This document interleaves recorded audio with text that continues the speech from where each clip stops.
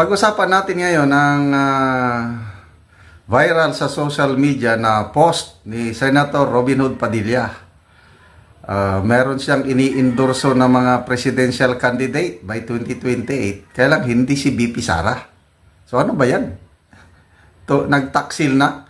Akala ba natin loyal sa Duterte itong si Senator Padilla? Okay, so ano yung post na yan? Pakinggan natin dito. May magandang komentary ni Pinoy Views and opinion. Then dagdagan ko ng aking reaksyon. Si VP Sara Duterte, tatlong ulupong na mga kasamahan niyang mga sinatong mga kababayan. Ang sabi pa ni Robin Padilla sa kanyang post, ha?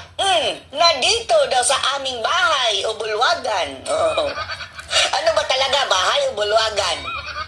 Tatlo ang panglaban daw na senador. Senate President Cheese Luis Escudero, a.k.a. Waiter, Senate Minority Leader Aquilino Pimentel Jr. alias Kukovid, at si Sir Rafi, si Rafi Tulfo alias Kabit, senador ng mga may issue ng Kabit. Ang tatlong ito. Yan, yung tatlong senador na yon ang nailagay sa post ni Senator Padilla na posibleng maging presidente. Senator Escudero, Senator Pimentel, and Senator Rafi Tulfo. Hindi man lang yan nabanggit si BP Sara. Kaya nagalit ang mga DDS sa kanya, itong kay Padilla. Mga kababayan ay ang maaaring maging susunod na Pangulo ng Pilipinas, sabi ni Senator Robin Hood Padilla. Hindi na sa usaping kasikatan, kundi sa kakayahan. Wow! Bilib na bilib si Senator Robin Padilla, mga kababayan. Siya mismo ang nag-post niyan sa kanyang social media, ha? Na ito daw tatlong senador na itong mga ugok ay ang posible daw maging susunod na Pangulo ng Pilipinas. Ayaw mo ba kay BP Sara, Robin Padilla? Yan, ang tanong. Bagamat mga kababayan, dahil pagkatapos na mag-post ito ay naputakti. Naputakti. Yan. Explain pa sa kanyang comment na, syempre, hindi pa rin daw mawawala si BP Sara Duterte kung i-endorso daw ng kanyang supremo na si... Binabatikos ngayon si Senator Robin Hood Padilla. Marami na akong vlog na napanood tungkol nito. So ngayon lang ako magre-react din. Na dapat maingat siya sa kanyang mga post na ganun. Kung talaga bang Duterte supporter siya, maingat, wag ganun. Pinagtutulungan na nga ng kabilang kampo si BP Sara para sirain. Tapos ganyan pa ang kanyang post na tatlong kapwa niya senador ang posible maging presidente. Talagang hindi ka tanggap-tanggap. Kahit ako, medyo hindi maganda ang dating sa akin yung ganong post. RRD. Hindi pa ba given yan, Robin? Yes, given na yan. Sabi lang naman daw niya, mga kababayan, ay ang kanilang bahay dyan sa bulwagan nila sa Senado. Hoy, Robin Padilla, iba ba? Iba ba? Nagkaiba ba ang presidente dyan sa Senado at presidente ng Pilipinas? Isa lang naman ang presidente eh. Kaya mamili ka ng isa. Pero apparently mga kababayan, lumalabas na inendorso na nga ang tatlong itong ugok na to dahil hindi lang daw usaping kasikatan ang taglay nila, kundi kakayahan. Malamang sa malamang mga kababayan. Pagdating ng panahon, isasali na rin niya ang kanyang sarili. Okay, nagpaliwanag naman si Senator Padilla na hinihintay niya yung endorsement daw ni PRRD sa kandidatura ni BP Sara. Di ba given na talaga yun? Ano sa tingin nyo? Kasi may advice si PRRD na umalis na sa politika si BP Sara. Baka yun ang nasa isip ni Senator Padilla na baka hindi natatakbo si BP Sara dahil advice ng tatay. Kaya lang, may sariling diskarte si BP Sara. Tingnan nyo, nung 2022 election, gusto ng tatay, tatakbo siyang presidente, hindi niya sinunod. Ayun, medyo sayang. So ngayon, gusto ng tatay, aalis na sa politika. Magpahinga na lang, humanap na ibang trabaho. Sumagot si BP Sara, I am accountable to the 32.3 million people who voted for me. So, hindi siya alis. So, ano sa tingin nyo? Basta na lang susuko si BP Sara at lalo na ngayong iniipit siya ng grabing pang-iipit, paninira. Basta na lang alis sa politika, hindi natatakbo. Ako, feeling ko, dahil sa pagmamahal ni BP Sara sa kanyang bayan, mga kapwa niya Pilipino, tatakbo yan by 2028. Malampasan lang niya itong pagsubok, itong impeachment niya o anumang kaso, plunder niya, malalampasan lang niya ito. Makikita nitong mga kongresista ngayon.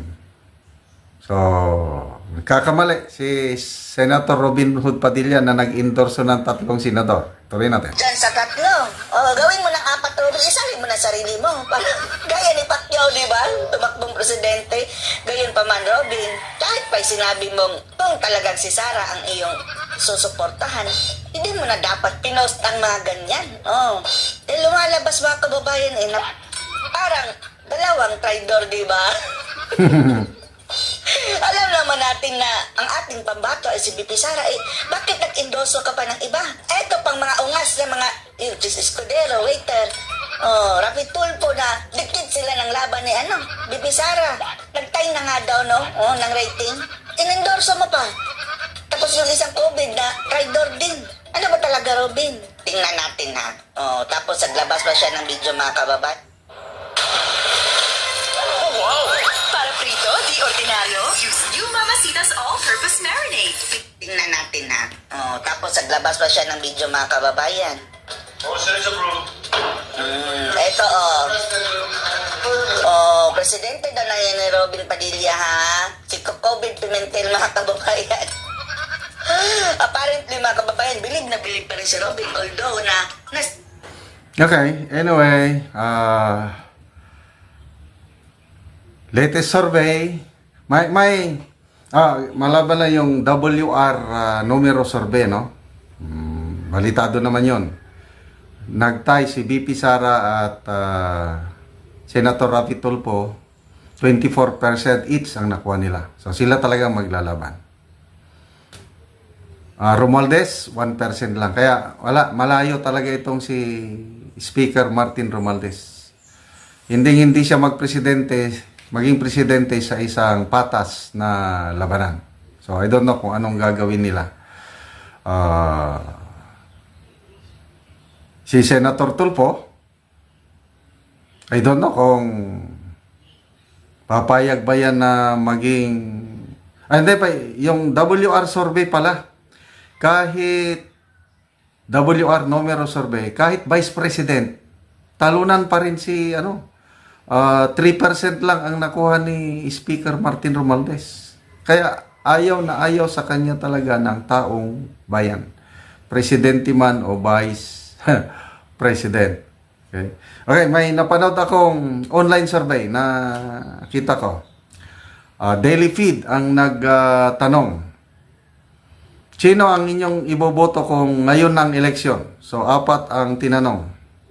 Mga kandidato pagka presidente. Rapi Tulfo, Risa Hontiveros, Speaker Martin Romualdez, pangapat si BP Inday Sara. Bumoto ako. Kasi online survey. Bumoto ako kay BP Inday Sara. Lumabas doon, 94% ang pabor o pumili kay BP Inday Sara. Samantalang itong tatlo, Tulfo, I think is 3%. Hontiveros 2%, Romualdez is 1%. Ganon kalayo ang labanan. Grabe talaga yung lakas ni BP Sara. Kaya ito, supalpal yung mga survey na yung Okta Research na sinasabi na bumaba na daw ang trust and approval rating ni BP Sara.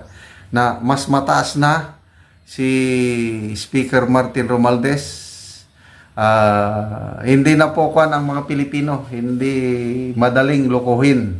Kasi marami ng ibang klase ng survey. May online survey, may kalye survey, lalo na sa kalye survey. Tinatanong, alin ang mas pinagtitiwalaan nyo, Marcos o Duterte? Sa mga kalye survey na nagaganap, marami ang taong bayan na pumipili pa rin sa Duterte over Marcos. So, Senator Robin Hood Padilla, alam namin na loyal ka sa mga Dutertes. Kaya lang, next time, mag-ingat ka dahil ang mga Duterte supporters, nagmamasid. Huwag na sanang maulit yung ganyang post.